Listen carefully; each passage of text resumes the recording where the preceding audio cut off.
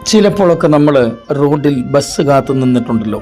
കുറേ നേരം കാത്തു നിന്ന് കഴിയുമ്പോൾ ചിലർ അക്ഷമരായി തീരാറുണ്ട്.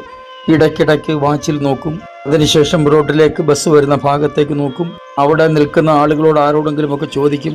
ഇങ്ങനെയുള്ള ചോദ്യങ്ങളിൽ നിന്നൊന്നും നമുക്ക് മറുപടി വ്യക്തമായി ലഭിക്കാതെ വരുമ്പോൾ സ്വയം നമ്മൾ പ്രഖ്യാപിക്കുന്ന ഒരു പ്രഖ്യാപനമുണ്ട്. അതിങ്ങനെയാണ്: ഓ, ഇന്ന് ബസ് വരില്ലായിരിക്കും, ബസ് ക്യാൻസൽ ചെയ്തതായിരിക്കും, ഒരു ട്രിപ്പ് ഇല്ലെങ്കിൽ അവർക്ക് എന്തോ നഷ്ടം വരാനാ.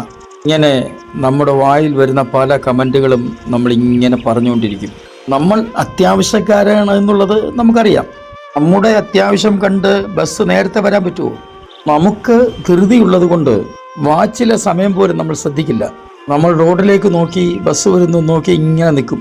എന്നാൽ വാച്ചിലെ സമയം നോക്കുമ്പോഴാണ് നമുക്ക് മനസ്സിലാവുന്നത് വാസ്തവത്തിൽ ബസ് വരാനുള്ള സമയമായില്ല.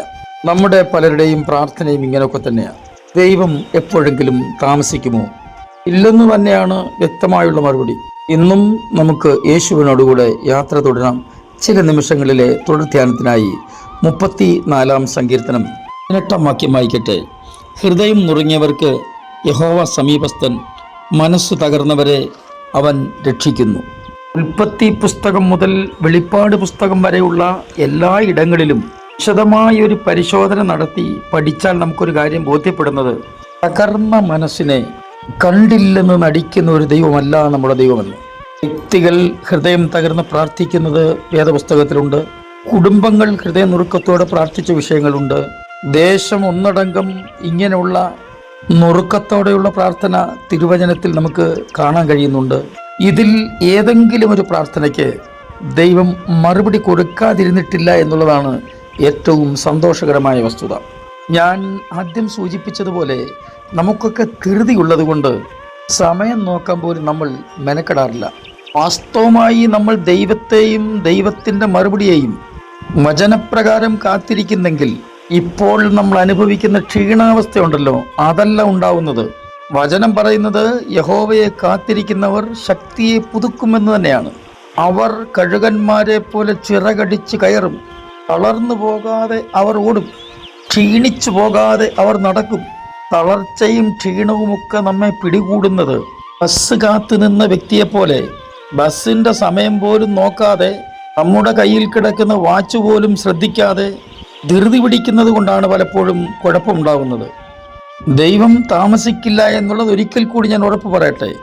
എസ്കേൽ പ്രവാചകന്റെ പുസ്തകം 37-ാം അധ്യായത്തിൽ അസ്ഥിത്താഴ്വരയിൽ ചെന്ന് നിൽക്കുന്ന പ്രവാചകനെ നമുക്ക് കാണാൻ പറ്റുന്നുണ്ട്.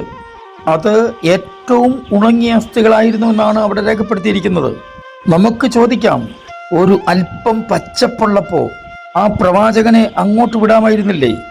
വാസ്തവത്തിൽ ഇത് ഒരു പ്രവാചകൻ തന്നെയാണെന്ന് തിരിച്ചറിയണമെങ്കിൽ ഒരു പ്രതീക്ഷയ്ക്കും വകയില്ലാത്ത സാഹചര്യത്തിൽ ദൈവത്തിൻ്റെ വാക്കുകൾക്കനുസരണമായി അതേ നോക്കി പ്രവചിക്കാൻ ഇവർക്ക് കഴിയണം, ഈ ആൾക്ക് കഴിയണം.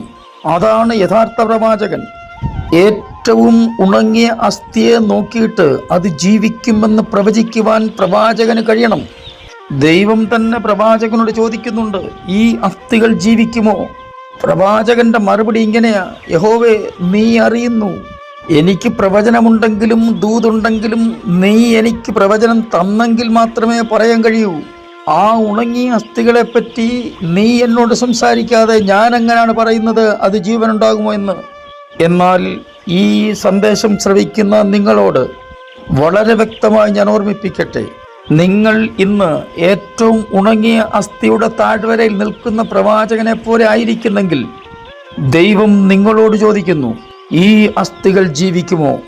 അത് ജീവിക്കണമെങ്കിൽ പ്രവാചകൻ ആ ഏറ്റവും ഉണങ്ങിയ അസ്ഥിയെ നോക്കി പ്രവചിച്ചതുപോലെ നിങ്ങളുടെ വിഷയങ്ങളെ നോക്കി നിങ്ങൾ ആത്മാവിൽ വിളിച്ചു പറയണം, നിശ്ചയമായും ദൈവം എന്നെ കൈവിട്ടിട്ടില്ല, എൻ്റെ പ്രാർത്ഥനയ്ക്ക് ഈ ദിവസങ്ങളിൽ മറുപടി ഉണ്ട്. ഹൃദയം നുറുങ്ങിയവർ അങ്ങനെ തന്നെ ഇരിക്കട്ടെ, നല്ല ദൈവം വിചാരിക്കുന്നത്. നിങ്ങളുടെ ഹൃദയത്തിൻ്റെ വേദന അതേപോലെ നിങ്ങൾ അനുഭവിക്കുന്നത് പോലെ തന്നെ ദൈവം അറിയുന്നുണ്ട്. അങ്ങനെ അതേ നിലയിൽ തന്നെ ദൈവം അറിയുന്നു എന്ന് നിങ്ങൾക്ക് ഉറപ്പുണ്ടെങ്കിൽ ഇതുകൂടി നിങ്ങൾ ഉറപ്പാക്കുക, നിശ്ചയമായും ദൈവം എൻ്റെ വേദന കണ്ട് എനിക്ക് മറുപടി തരും.